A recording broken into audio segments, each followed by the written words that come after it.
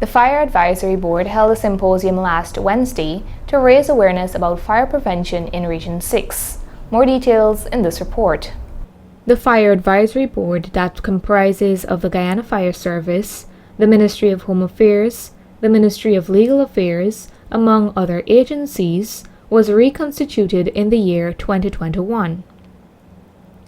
In light of all the fires that have occurred in Region 6, this board engaged a number of stakeholders, both in the public and private sector, during a symposium that was hosted on Wednesday, December 7, 2022, at the RDC Boardroom in Vrijmenserving, New Amsterdam.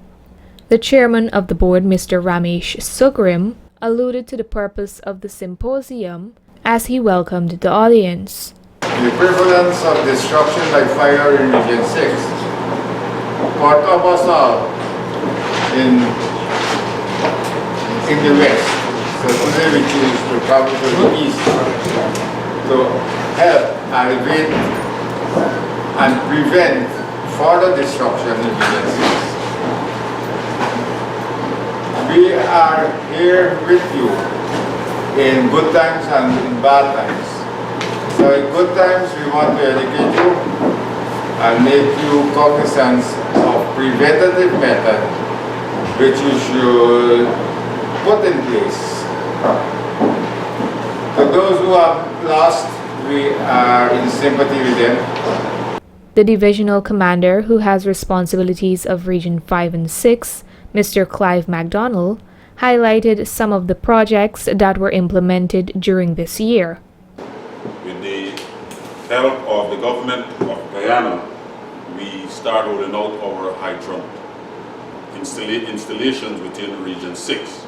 And if we walked around the township of Rose Hall, never in history we see hydrants laid down at certain strategic locations. And why those strategic locations and key locations? Because we have what we term our KPs and VPs, key points and vulnerable points, that a likelihood of a fire to break out that will cause that will be catastrophic, especially where the traffic is heavy, meaning where the hyper business activity, not necessarily vehicles moving on the road. We're doing. We also have the EMS service that we rolled out just over a month ago in Region 5, and sooner rather than later we will be coming to the Guyana Fire Service, to Region number 6. Mr. Tikaran Singh, who is attached to the Ministry of Legal Affairs, made a presentation on the Fire Prevention Act. For the inspection of premises for the purposes of eliminating fire hazards. And to achieve this objective, the Act sets up this Fire Advisory Board. It consists of 12 members and a secretary. The 12 members are all here, and they're from different departments, different agencies. I think Chair mentioned that before. You have persons from the Ministry of Legal Affairs, CHPA, EPA, and other important agencies. And what do we do? All of us, with our heads together, we advise the Minister on all matters pertaining to the prevention of fire. Aside from that, we perform functions in accordance with the Act, one of which is appeals to the board, which I will discuss later on in my presentation. Mr. Joshua Muridlal, who is attached to the Environmental Protection Agency, made a presentation on the impact of fires and open burning on the environment. We all know you burn something is ash. So that ash is very dangerous. It contaminates soil and it prevents growth for farm animals, domestic animals, your pets, those kind of things. What pollutes the air that we breathe.